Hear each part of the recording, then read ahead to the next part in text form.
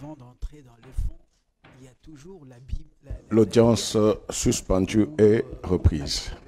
Alors, Nous demandons aux prévenus de reprendre leur place.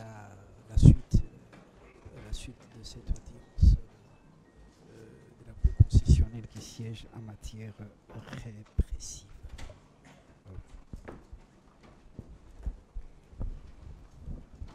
Avant de répondre, vous constaterez que la Cour était composée de 8 membres, là nous sommes 7. Ça ne préjudicie en rien la continuité de l'audience. Vous savez tous que à la Cour, le quorum est au moins 7. Au moins des 7 juges, conformément à l'article 6, alinéa 3 de notre règlement intérieur. Donc ce n'est pas comme dans les juridictions ordinaires. Ici, nous pouvons continuer normalement parce que nous gardons les quorums. D'accord. À l'intention de monsieur le greffier, acté qu'en ce qui concerne toutes les exceptions soulevées, la Cour fait application de l'article 26 du Code de procédure civile. Elle joint toutes ces exceptions au fond et va poursuivre l'instruction de la cause. C'est plus cette décision, c'est de l'aveu même du prévenu et même des conseils que cette cause a beaucoup duré. C'est normal que nous puissions avancer afin qu'au moins toutes les parties soient fixées sur leur sort.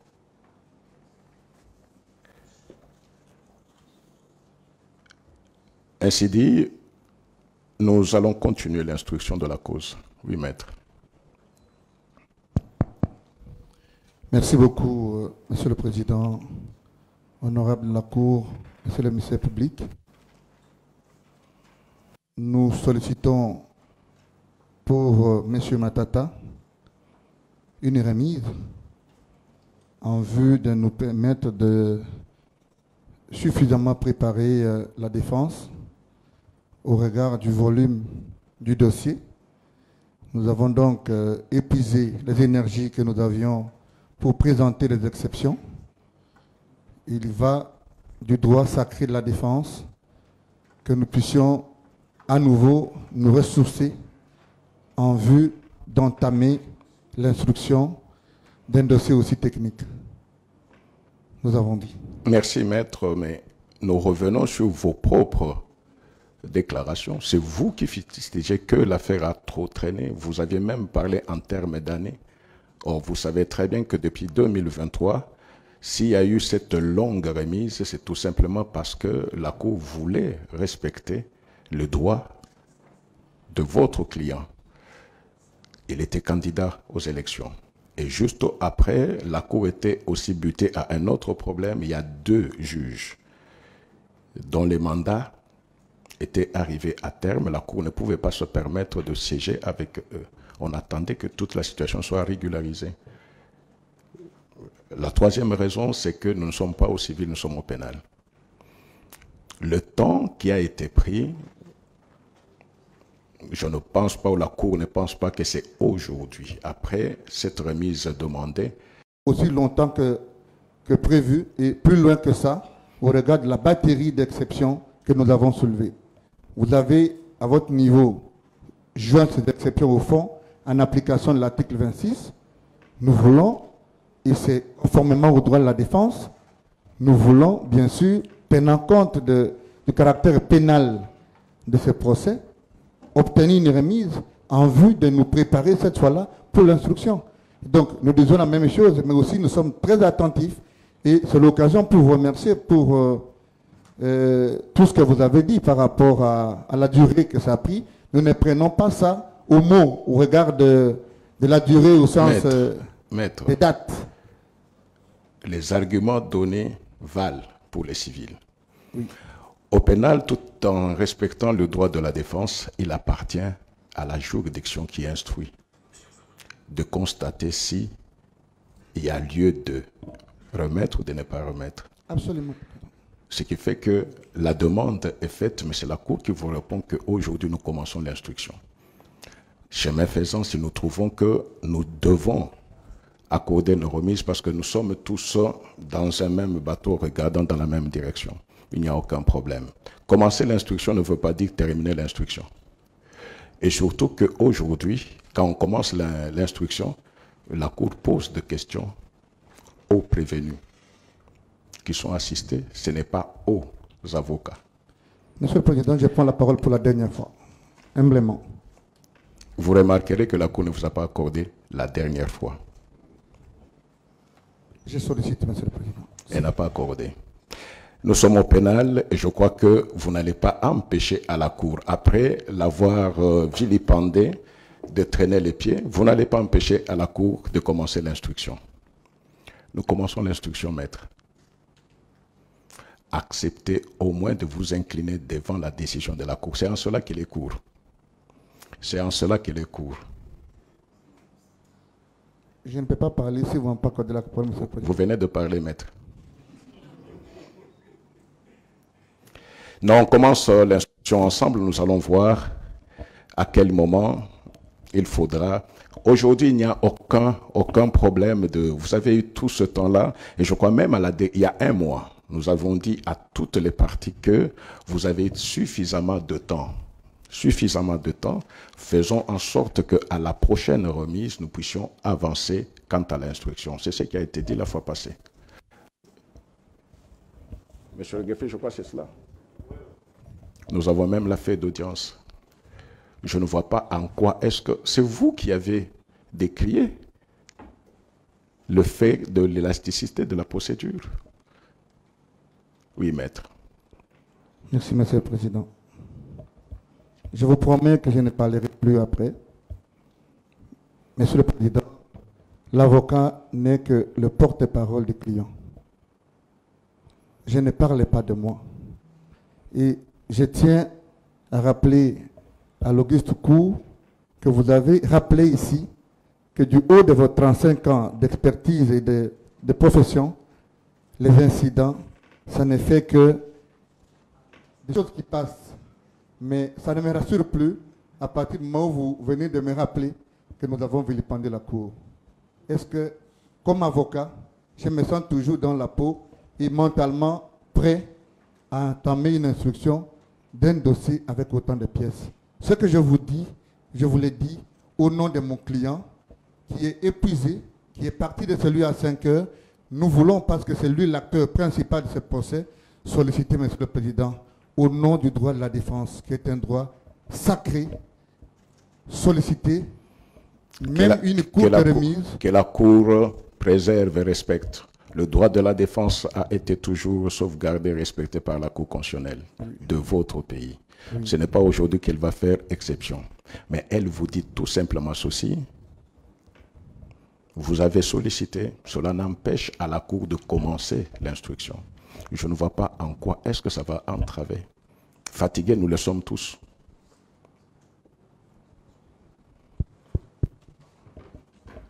Monsieur le Président.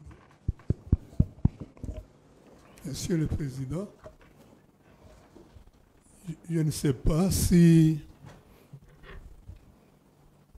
devant cette cour,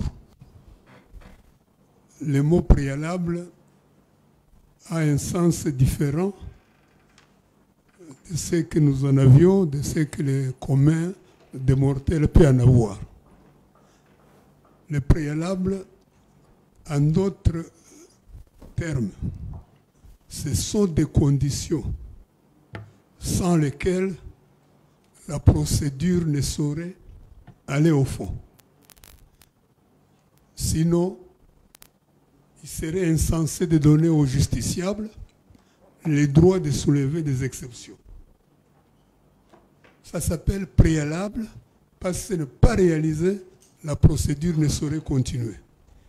Je ne pense pas que au niveau de la plus haute cour de la République, siégeant exceptionnellement en matière pénale, conformément à la Constitution, nous nous trouvions dans une situation où les justiciables de cette cour, accusés de faits d'une gravité particulière, seraient privés d'entendre les réponses aux moyens qu'ils ont soulevés, parmi lesquels des moyens d'ordre public dont vous avez l'obligation de formuler d'office par vous-même et à défaut de le faire, de répondre aux partis qui les ont soulevés. Nous ne pensons pas qu'en ce moment-là, nous nous trouvons dans un cadre de nature à nous assurer la sécurité juridique nécessaire. Non, écoutez. Non, maître. Écoutez. Non, vous allez parler. Parce que vous voulez parler, vous allez parler. La seule obligation qui se place devant la Cour, c'est l'obligation légale. Tous, nous savons que la Cour a été saisie des mêmes préalables. La Cour a déjà répondu. C'est connu. Il n'y a rien de nouveau. Mais si vous revenez avec les mêmes préalables, parce que c'est un autre prévenu, c'est votre droit. Mais la loi permet. C'est la loi qui le permet, on n'a pas inventé.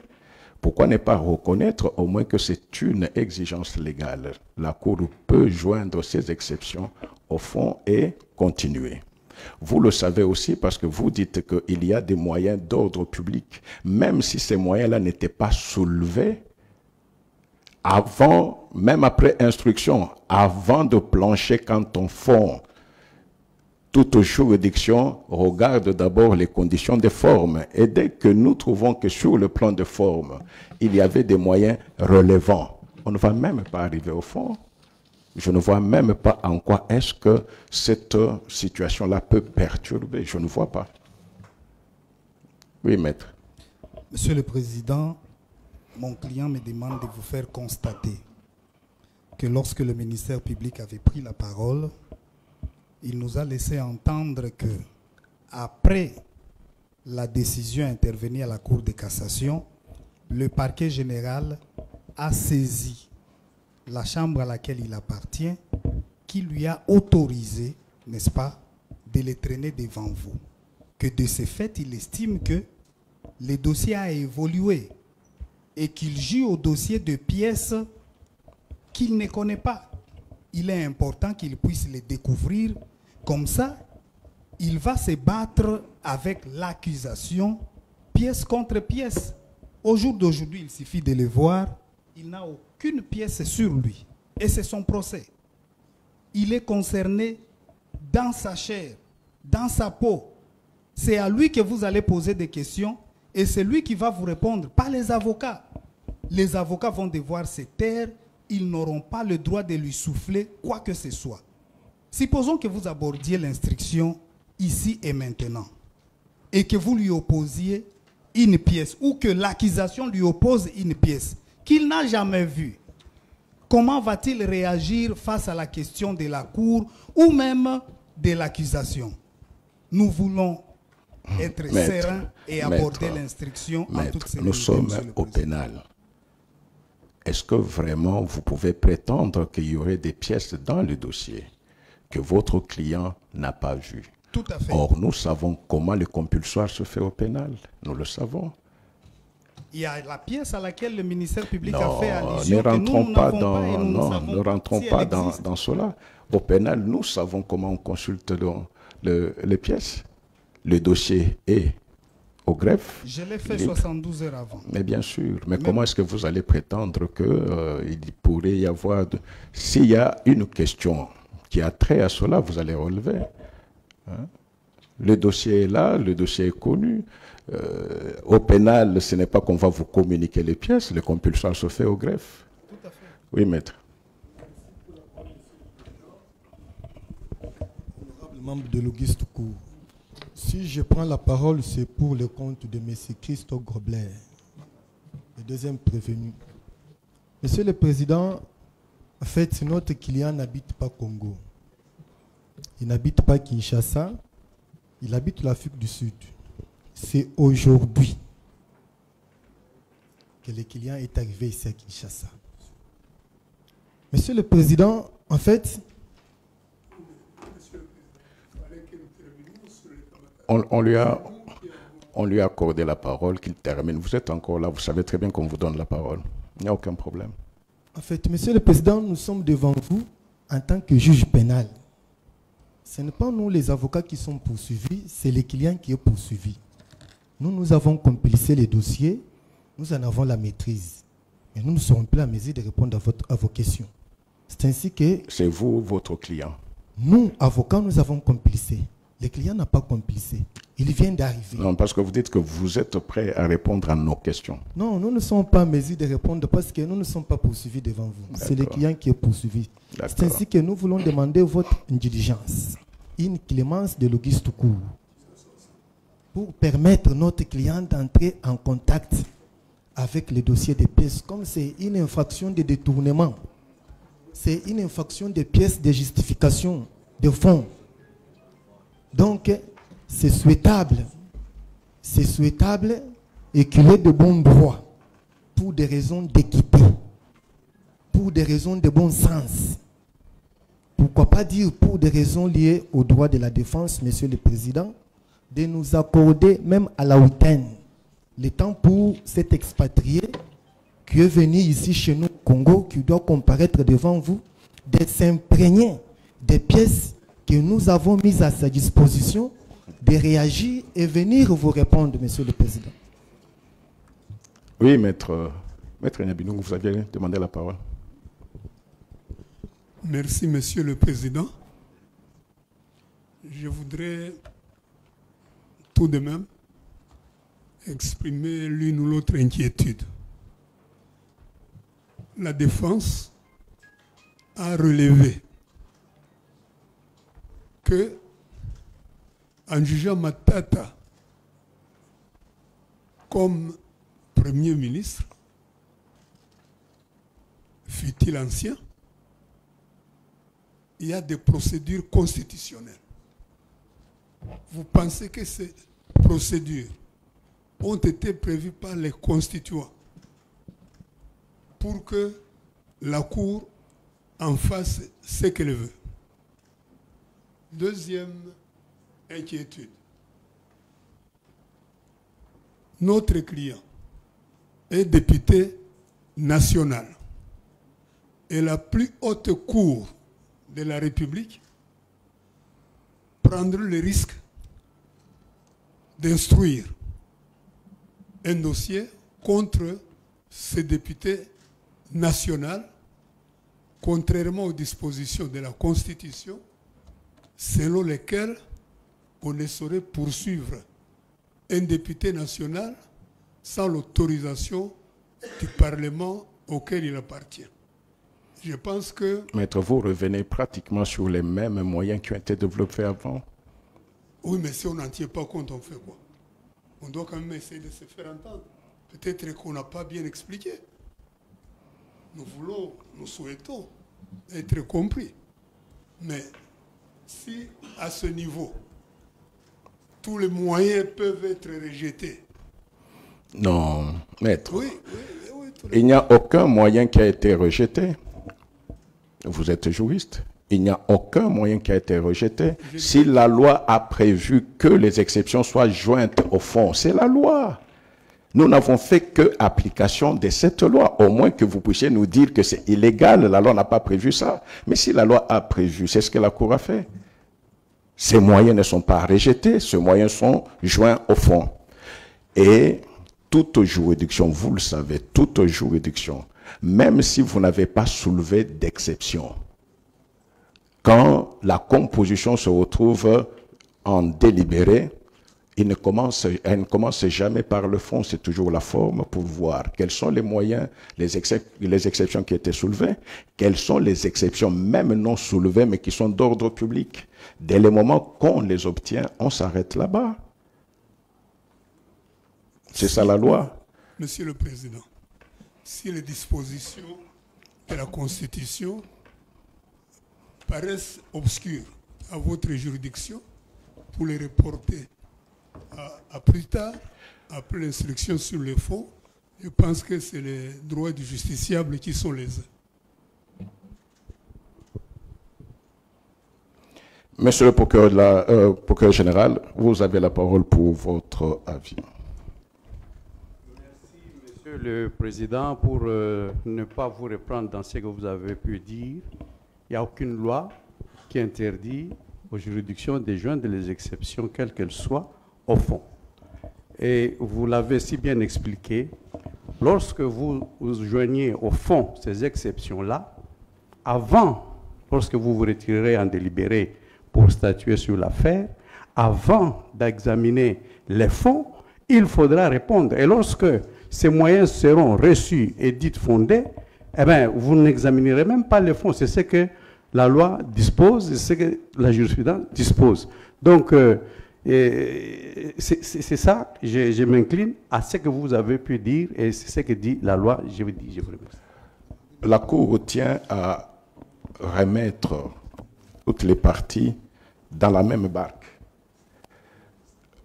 Il y a un mois, quand vous sollicitiez la remise, il a été dit que la remise est contradictoire et que j'avais même, après avoir levé l'audience, j'avais même lancé une blague pour faire rire, pour dire non, mais vous avez tellement de temps. J'espère que dans un mois, on ne viendra pas encore pour tourner en rond, nous pourrons passer à l'instruction. Nous répétons encore, c'est une instance pénale. Commencer l'instruction ne veut pas dire terminer l'instruction. Au moins, sur le plan procédural, nous dirons, nous avons fait un pas. Juste. Que nous avons fait un pas. Au lieu que nous puissions nous en tenir à pratiquement ce qui a toujours fait depuis qu'on a commencé ce procès. Il n'y a aucune crainte pour dire non, mais c'est nous qui tenons à ce que le droit de la défense soit respecté. C'est ce qui avait justifié en son temps cette très longue remise. Vous ne l'aviez pas demandé, c'est la Cour qui avait. Permettez à la Cour juste de commencer. Et vous verrez que vous aviez peut-être un peu d'appréhension. Permettez à la Cour de commencer l'instruction. Le client voulait vous parler, Monsieur le Président. Permettez à la Cour de commencer l'instruction.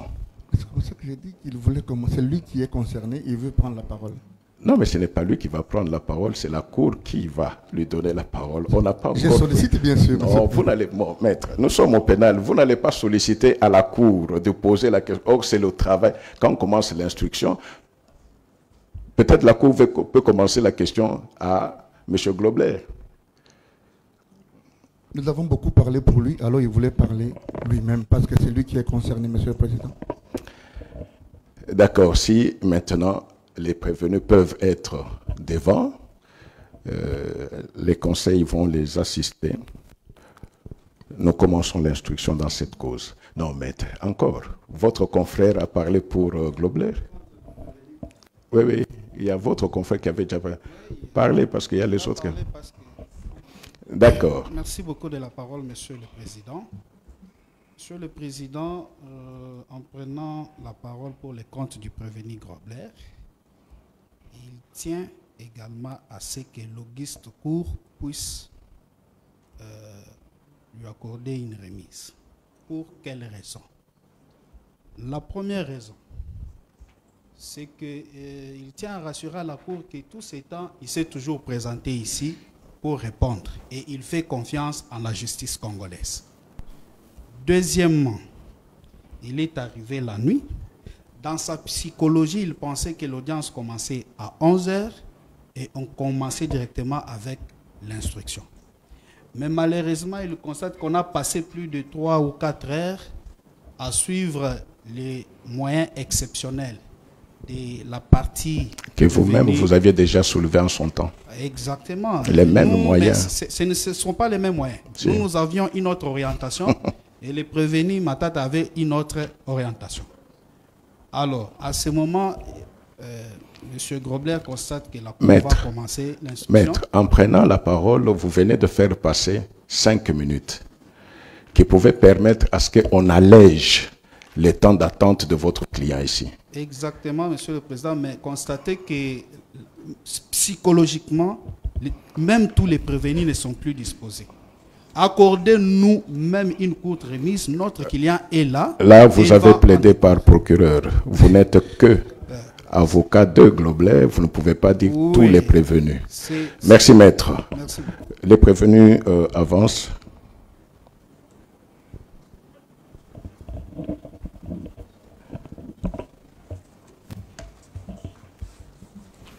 Monsieur le procureur général, la Cour vous demande de fixer, ouvrir la porte pour la première prévention à l'égard de Matata Ponyo Mapon et Globler. Je vous remercie, Monsieur le Président, Monsieur le membre de la Cour. La première prévention telle que libellée à notre requête porte sur, tu peux prendre un peu les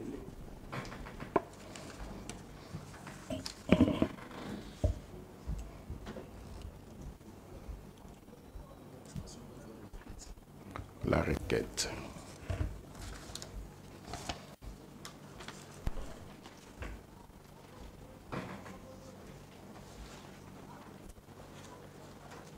Merci, Monsieur le Président.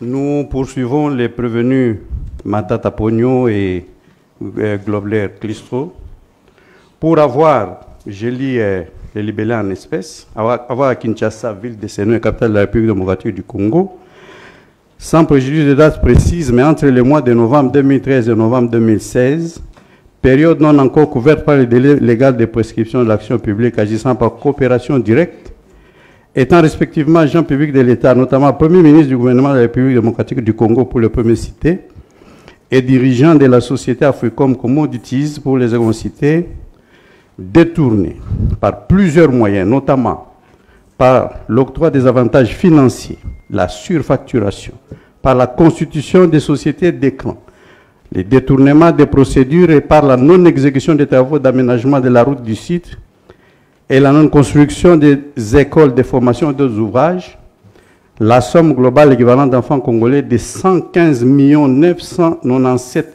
106 $ américains qui a été remise à la société Africom Commodities pour la gestion du parc agro-industriel de Bukangalonzo, projet mis en place par le gouvernement de la République démocratique du Congo.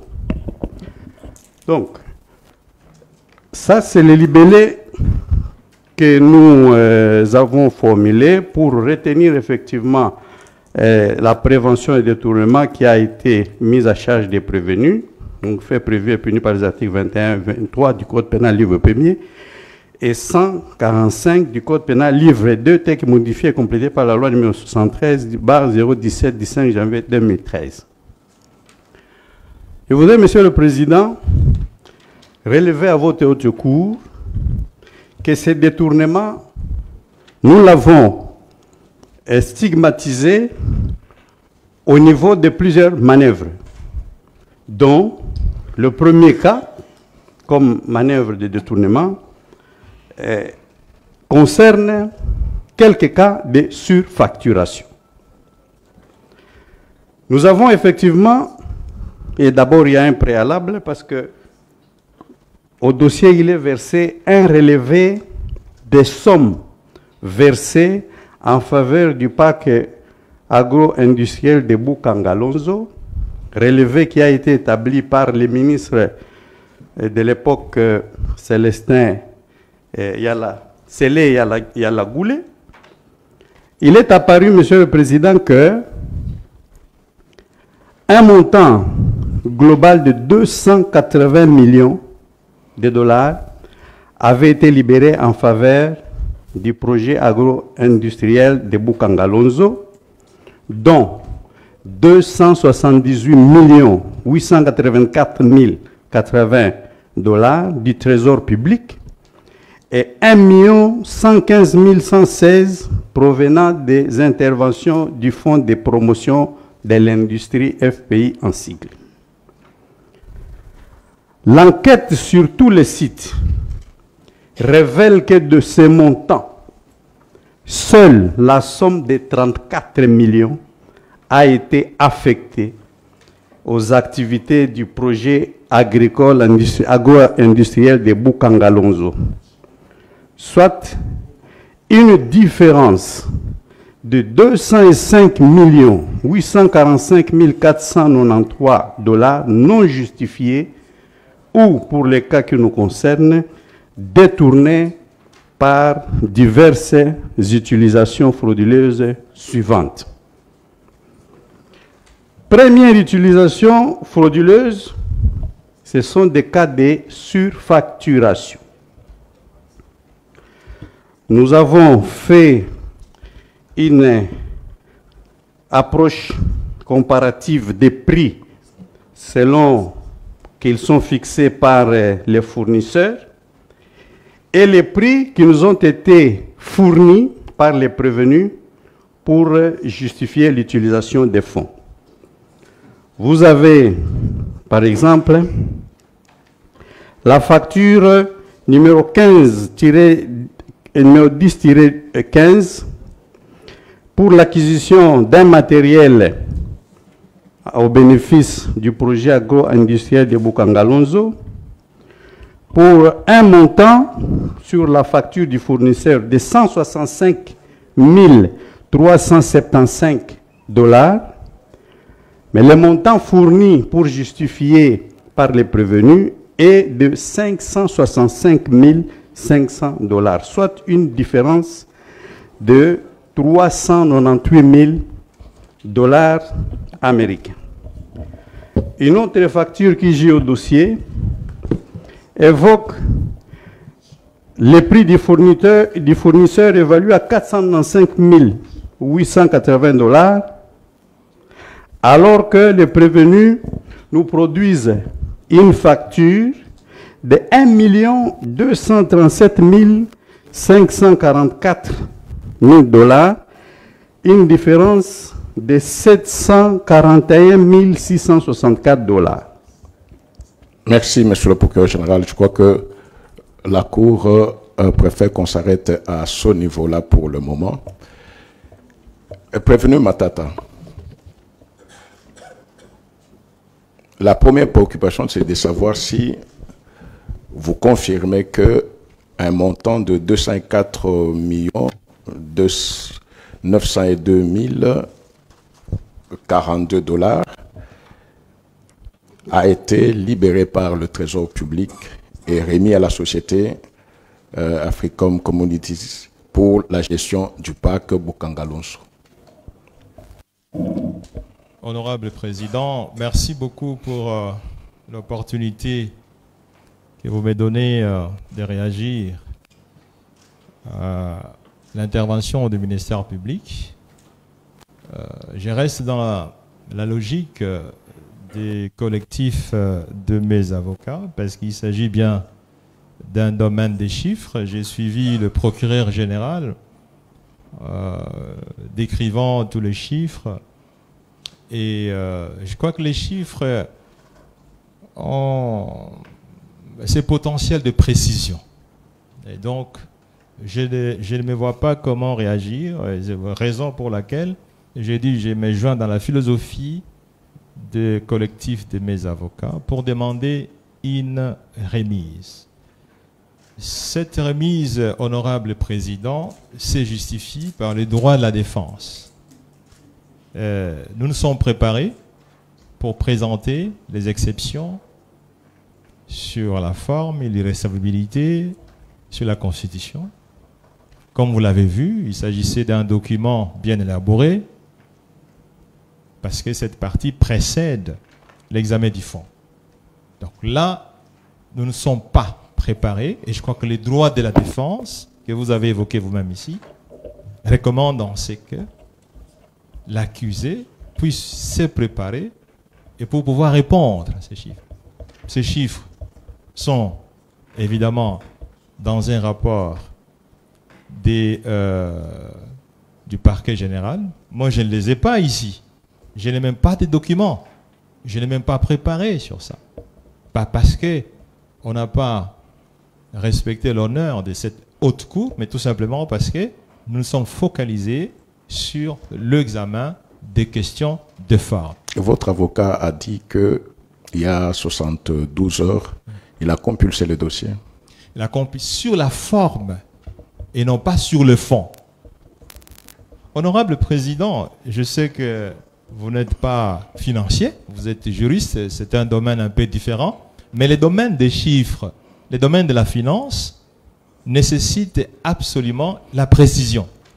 Et donc, tout ce qu'il a dit, c'est très beau, il s'est préparé, mais pour pouvoir répondre, il faut examiner les chiffres, il faut examiner les rapports de la Banque centrale, les rapports de l'inspection générale des finances, les rapports de la primature, les rapports de la société African Commodities. Ça ne peut pas se faire en un seul jour, et encore moins en 2 jours ou en 3 jours. Ce serait vraiment vous tromper que de dire on peut répondre à ces préoccupations si vraiment on reste dans la rigueur professionnelle d'un financier. Monsieur Prévenu Globler, vous avez une idée du montant global que vous aviez reçu pour la gestion du parc Bukangalunzo?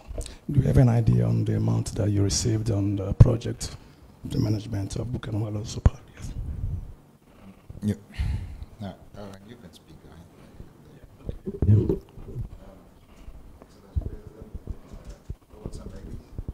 Monsieur le Président, yeah, you can hold yourself. I have my ears here. When I got here last night, Quand je suis arrivé ici la nuit dernière, I went through obviously all my files, j'ai parcouru le dossier. and my lawyer said to me this morning, "This is the writ, and you must do it according to that." Et mes avocats m'ont montré l'acte d'accusation. Ils disent voilà, ça c'est l'acte d'accusation et vous devez le parcourir pour vous imprégner de ce qu'on va vous dire à la cour. So I didn't understand because on the writ it says I was the managing director of African Commodities. Il y a un détail que je n'ai pas compris parce que dans l'acte d'accusation, on Interprète, parlez un peu. oui. Le greffier doit acter. Ah ok. Voilà, dans l'acte d'accusation, je me suis rendu compte que on m'a donné la qualité de directeur alors que je n'étais pas directeur à ce moment-là. I told the magistrate when I was questioned by him that I wasn't the director of African J'avais Commodities. dit au procureur lorsqu'il m'avait interrogé que je n'étais pas directeur à ce moment-là. So during that period, I wasn't the director of African Commodities. Pendant cette période-là, je n'étais pas le directeur de Africom. So I don't know how I can help the court. Alors je ne sais pas comment est-ce que je peux aider la cour. I didn't work with the money.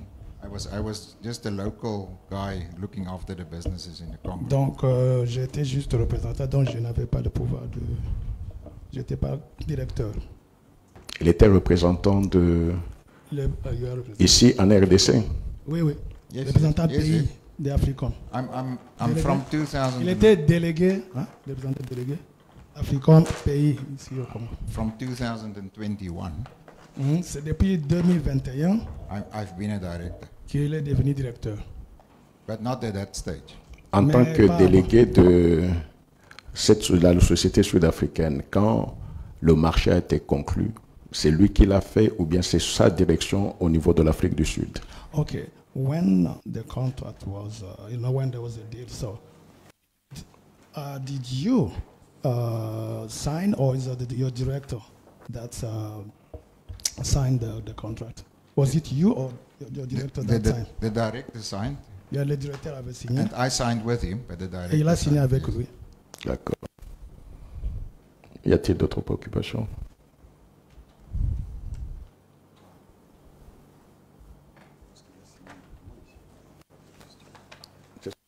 Il a reconnu qu'il a signé. Il a reconnu.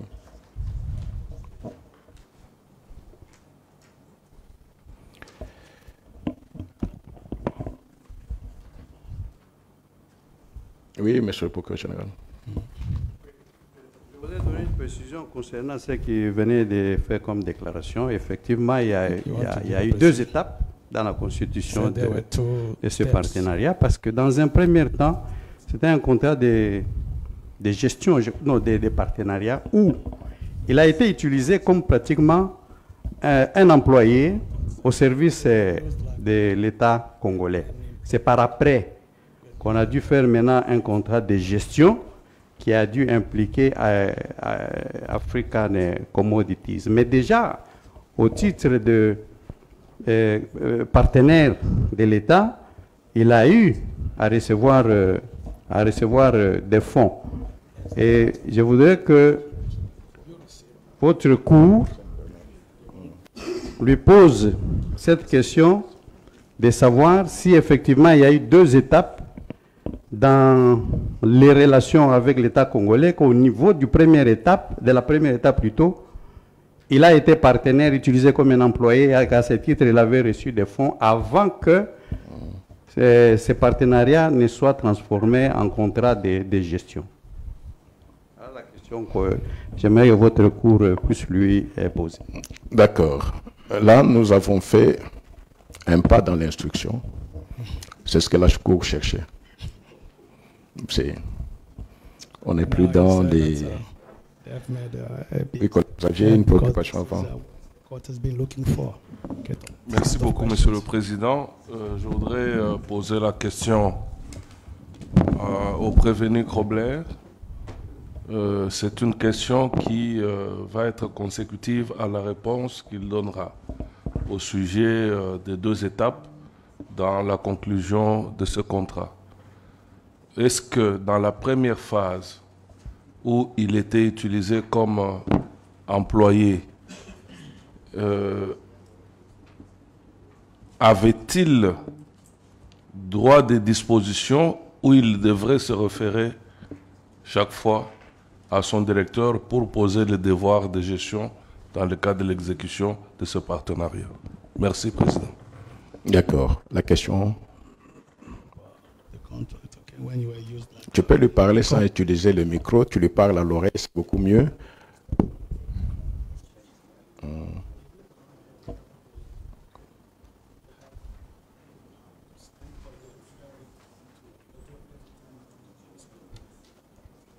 I was never an employee. How could I be an employee of the government? La première, the first step. If I was an employee, I would have had the salary. Il n'était pas utilisé comme un employé. S'il était employé, il allait recevoir un salaire. It was a contract with the company, not with me. C'était un contrat avec une société, pas avec lui. Peut-être la question n'a pas été bien... collègue, vous pouvez reprendre la question. Non, la question du juge. Est-ce que, à quel titre il était présent dans la première phase, ici, à Kinshasa? Et à ce titre-là qui était le attendez, tien. collègue. Oui.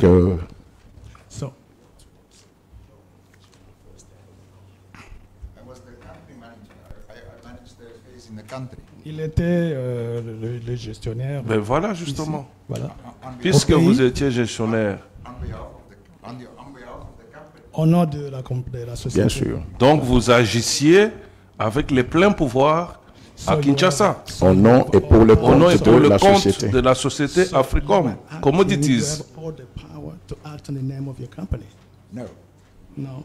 No, because the state didn't pay me, it paid the company in South Africa. Le gouvernement ne m'a pas payé moi, il a payé l'entreprise en Afrique du Sud. I had the power, of course, to manage the people. Et j'avais le pouvoir, bien sûr, de gérer les gens. But we're talking about money. Mais nous parlons de l'argent. That's a different. I had no C'est une signing power différente chose. of money. So you didn't sign about money? No. Non, il n'a pas signé quelque chose concernant l'argent. Monsieur l'interprète, oui. Vous interprétez à haute voix pour permettre au greffier d'acter. Okay. Vous parlez à haute voix en français pour que le greffier puisse acter. Oui. Ah, donc quand je dois me tourner comme ça, oui. Non, même si vous ne vous tournez pas, vous avez un micro. Parlez seulement à haute voix. Merci, oui.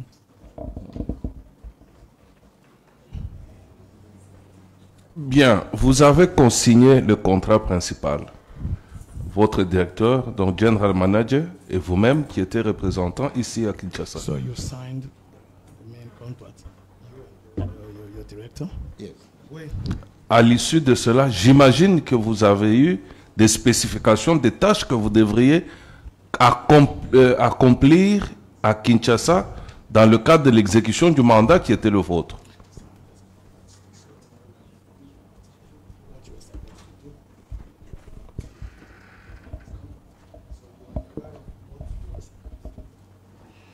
Yes. Oui, dans l'exécution de ces business plans. Oui. Est-ce que vous devriez chaque fois vous référer en Afrique du Sud où vous aviez les pleins pouvoirs d'action à Kinshasa dans l'exécution du contrat?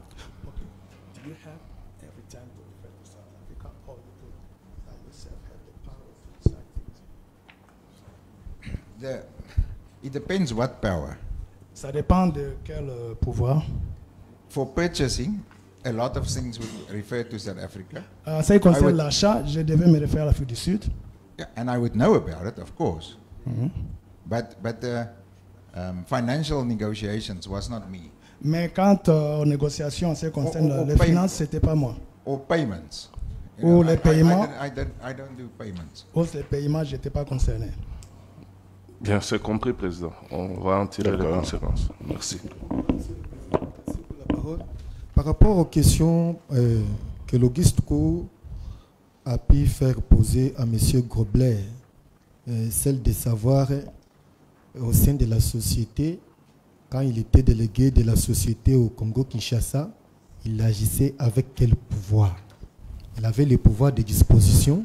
Maître, ce n'est pas le temps pour vous d'expliquer les réponses de votre client. On n'explique pas, on donne un complément. Non, on entend le prévenu, pas l'avocat. Merci.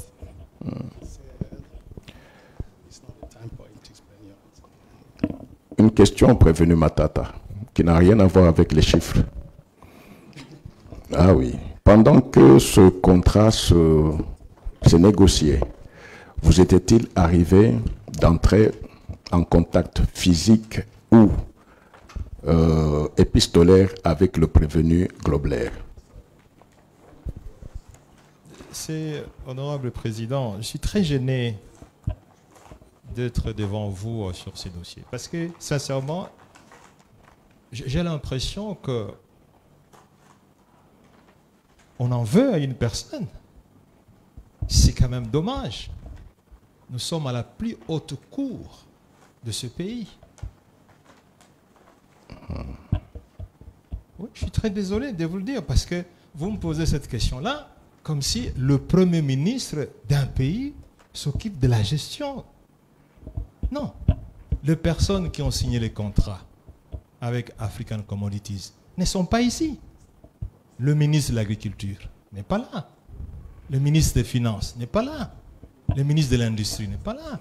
Le ministre du Portefeuille. En ce moment-là, il y avait un ministre délégué auprès du Premier ministre. Mais le ministre délégué, monsieur l'honorable président, si vous le citez, vous voulez encore une fois démontrer les juges partis, le ministre des Finances délégué.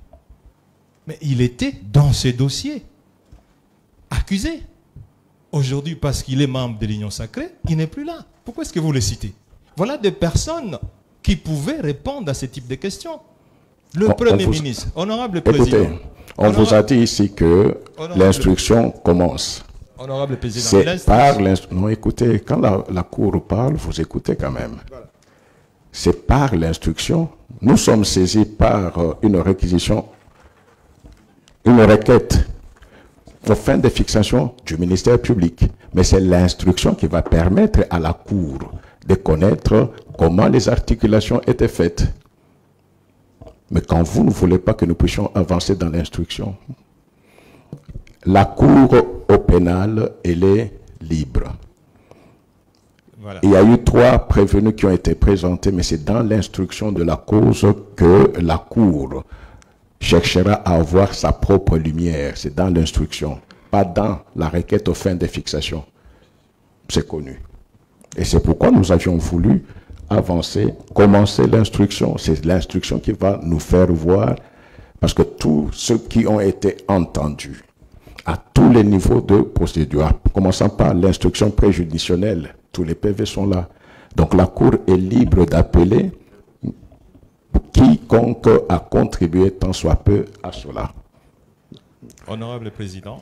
Non, en fait, la Cour ne vous a plus donné la parole. La Cour a repris la parole. Vous allez parler si la Cour vous donne la parole.